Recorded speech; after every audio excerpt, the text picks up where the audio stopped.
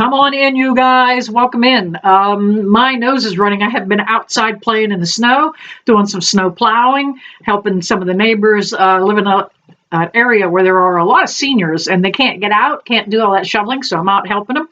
So you might see me sniffling or wiping, you'll know what's up. As I'm out today, shoveling, and I love running a plow. Let me run the snow plow. I'm happy. I got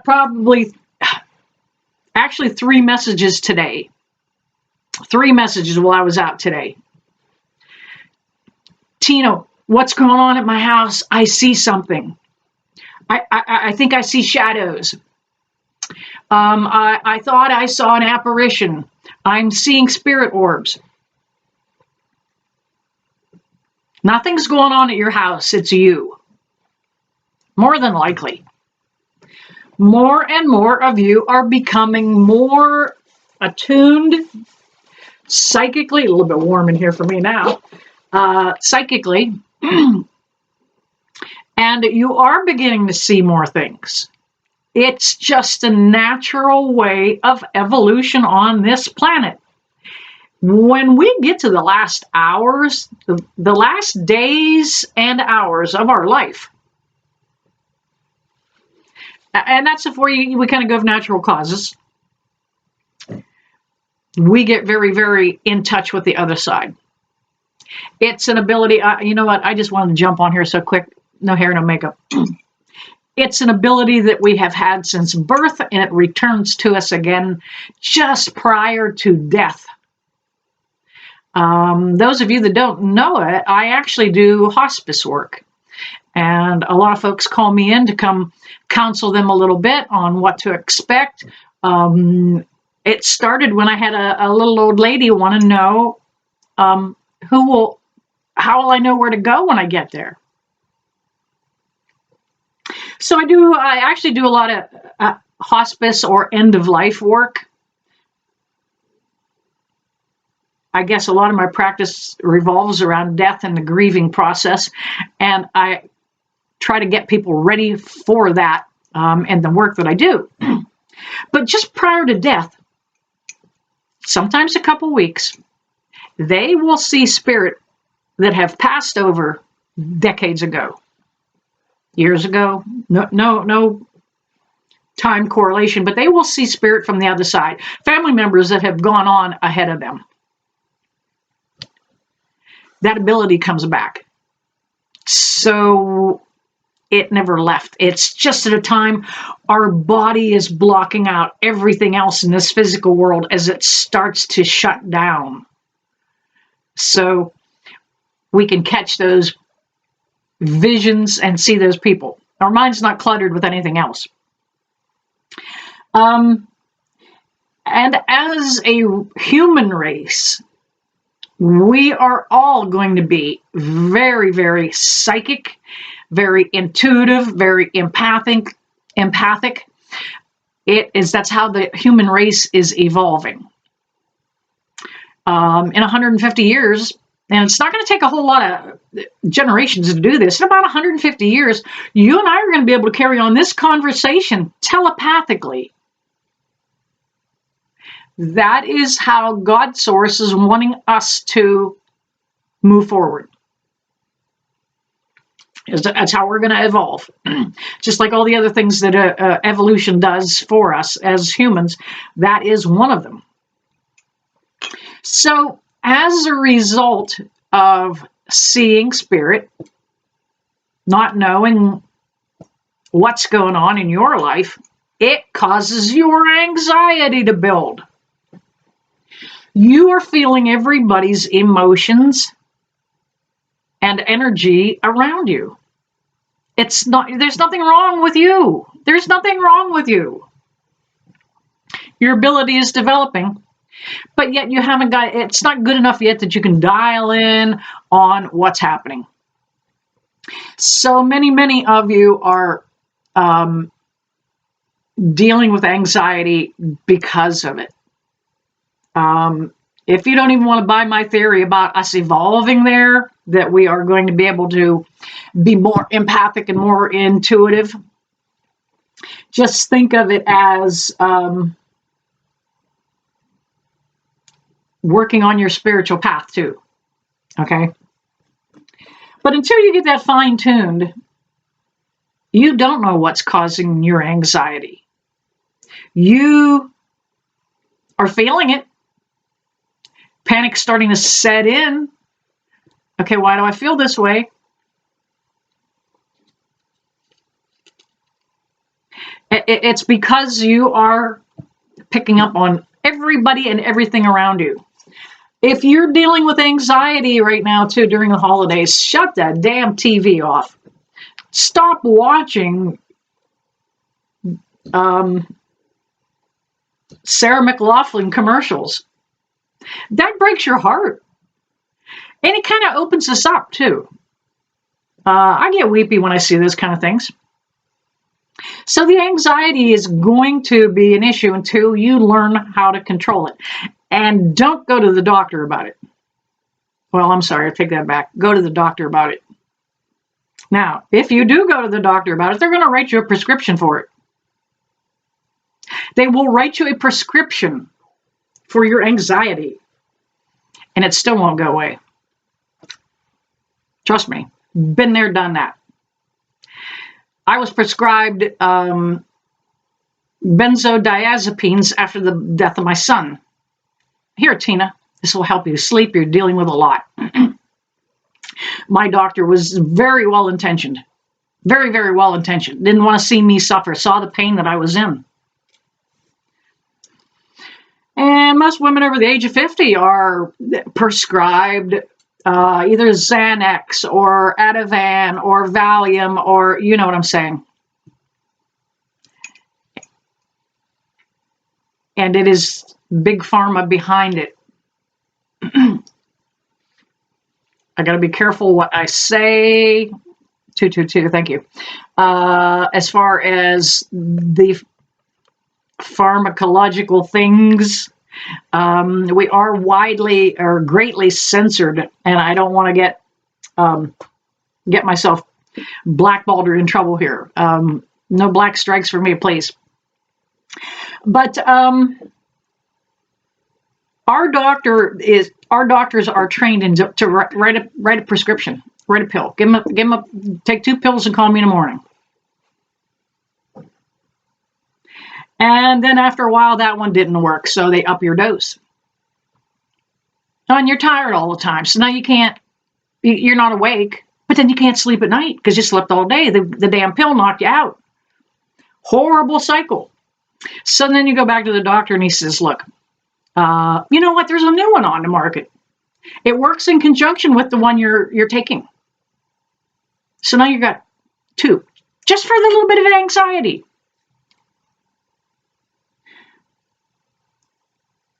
I think we have become weak. Some of this stuff we need to fight on our own. We need to take control over it.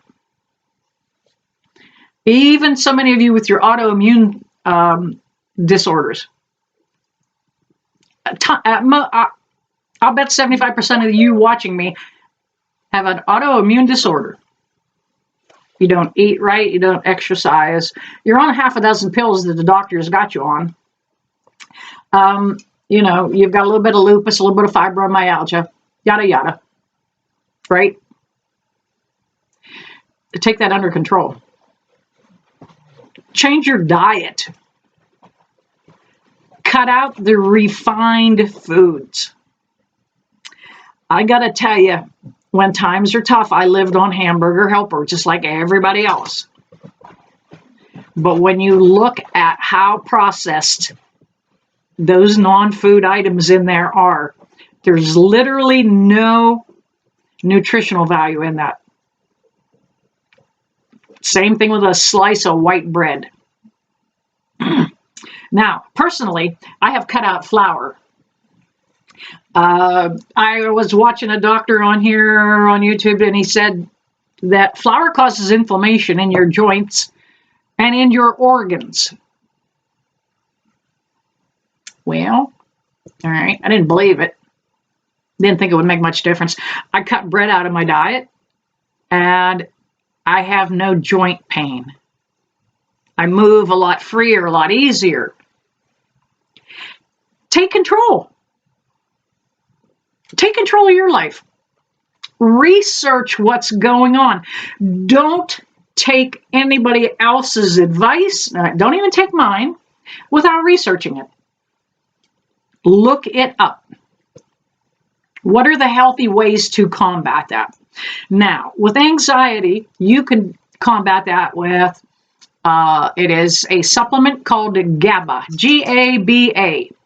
And it is actually an amino acid that the body produces. And if we don't have enough of it, because we're not eating right, we're not eating real foods. Hang on. Let's see what Miss Maggie is up to. Okay, one of the hazards of working from home, deliveries coming anytime, and the dog bell goes off anytime. Okay. All right, back to the GABA, G-A-B-A. For those of you that have a medical background, it is not a form of gabapentin. It is an amino acid that the brain needs, and we normally get it in a lot of the natural foods we eat. Your food should only have one ingredient in it. If you're eating broccoli, eat broccoli. It shouldn't be pulverized, powdered, reconstituted. You get what I'm saying? So anyway, nutrition is very important if you're dealing with anxiety at all. There are a lot of things you can try as far as supplements. One of my favorites is ashwagandha. Ashwagandha is an herb supplement that it is very beneficial. And there's a ton of them. There's St. John's wort, there's lobelia, licorice root. You guys know them all. You've tried them. Keep trying till you find one. Keep switching. None of us are alike. Keep trying till you find one. Now, if you happen to be on a benzodiazepine, which are any of those things that, like I mentioned earlier, Ativan, Xanax, Valium, you have to wean yourself off of those very, very, very slowly. Because those chemicals cause your brain to rewire and refire in a different way. Those chemicals block information traveling one way. They reroute it going another way. They dull it. Chemically, it works in the brain by confusing the electrons and the neurons that are firing into a fake kind of calm, a dull calm. Vitamin B, I love my vitamin B because, man, if I have a little anxiety come up that I can't control, because of my gift, I go take a vitamin B, and just like if it were an Ativan, my body needed it. I can feel it. I will calm down.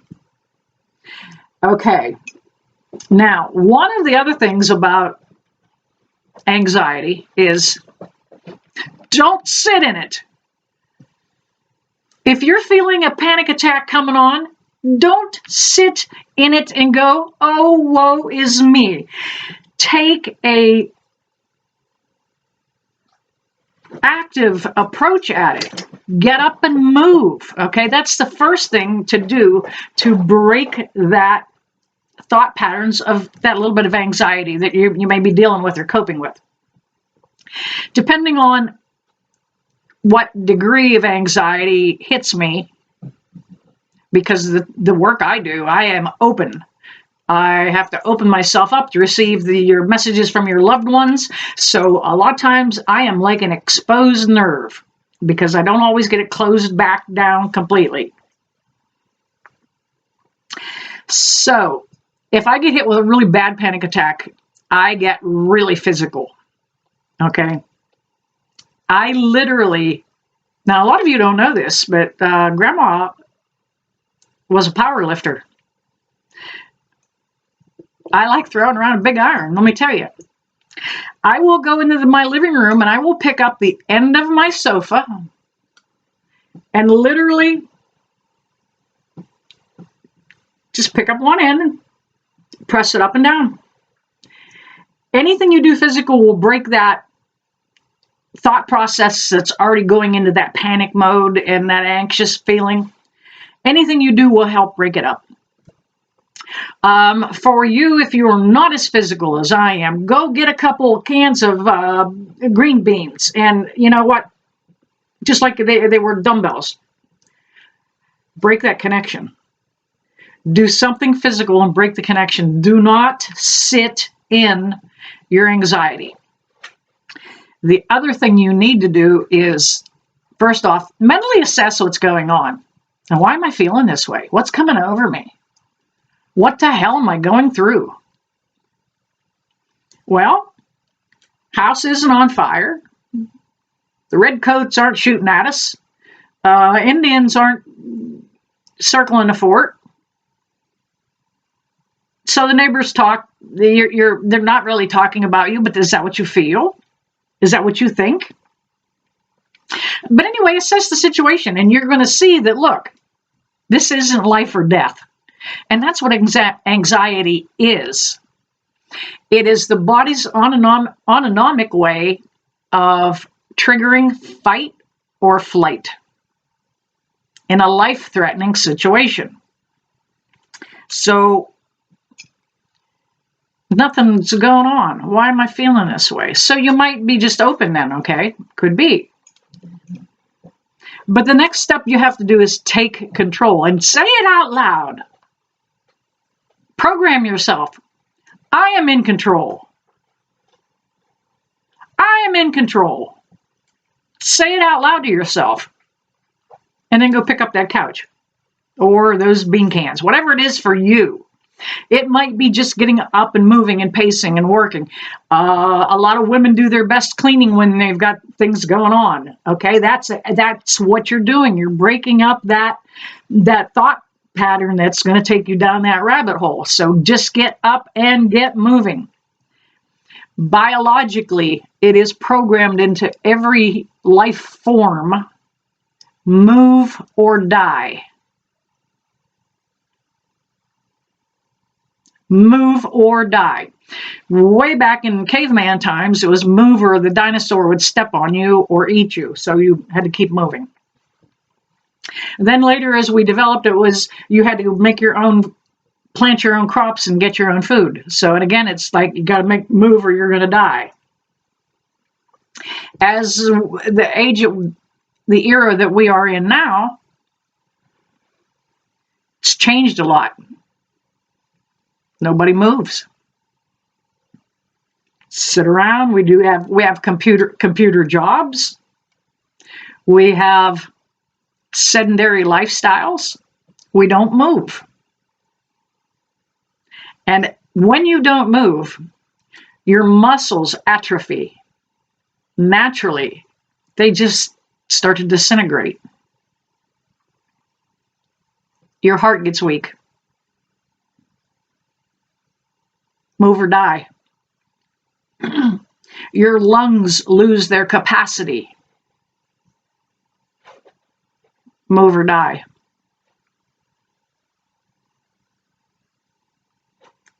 Your vision even gets worse. Your hearing gets worse. None of that circulation is going on. None of that readjustment. When you go outside and you walk, your eyes visually change focus from what's up close to what's off in a distance. Your ears get sharper when you're out, especially if you go for a walk outside. Naturally, because you're here listening without knowing it for predators. You know, you don't want a pterodactyl to swoop down and pick you up. It's a primitive response, but you will begin to hear better getting outside too. So this whole video has been about taking control of your life. knowing a lot of topics here, knowing that you do not have to take medications, and you should be weaning yourself away from all medications if you can. I know a lot of people right now, as a matter of fact, I know a neighbor down here near me who was 240 pounds and a diabetic. Started going to the gym because he heard that you might be able to eliminate diabetes if you eat right and exercise. Nobody had ever told him that. The nutritional guidelines, too, have changed tremendously. It used to be they told diabetics to eat 6 meals a day. You can have this bread, exchange it for a noodle, and you can have the potato, exchange it for just eliminate those. Cut those out. Don't eat them at all. So you can take control of your life. Research it. Look it up. Every morning I get up, I'm over on YouTube watching videos. Health and nutrition. Fitness. I'm listening to what the updates are. What's new? Do you know that oatmeal is it's not good for you? It's not even, it's almost, they haven't said it yet, but there are some that are saying oatmeal is bad for you. It was made to be a health food by the companies that grew the grains, not the American Heart Association. They just went along with it because that big grain company was throwing them subsidies. Now, the chemical in oatmeal that's supposed to clear your system of cholesterol strips all the nutrients. How does it identify what to take and what not to take? So it does. It strips all the micronutrients, all the minerals. Oatmeal, I loved oatmeal. I was a firm believer in having that bowl of oatmeal, especially on a cold day. It was very good. I loved it. But take control of your life. Don't let the doctor control it. Educate yourself. Don't let your anxiety control it. Move. All right, I guess I went far enough with that, but I just know so many of you deal with that anxiety this time of the year with the holidays, all the rushing that's going on. You don't have, let's not talk about those Christmas lists. You know, you're running around getting that shopping done. So, you know, a little bit of anxiety is going to build. Try and cope with it in a natural way. One last little quick tidbit, if you are away from home, and you can't go pick up a piece of furniture, and you can't go walk around the block. You might be at work. Find a salt packet will work. A mustard packet will work. Anything tart and bitey. Okay?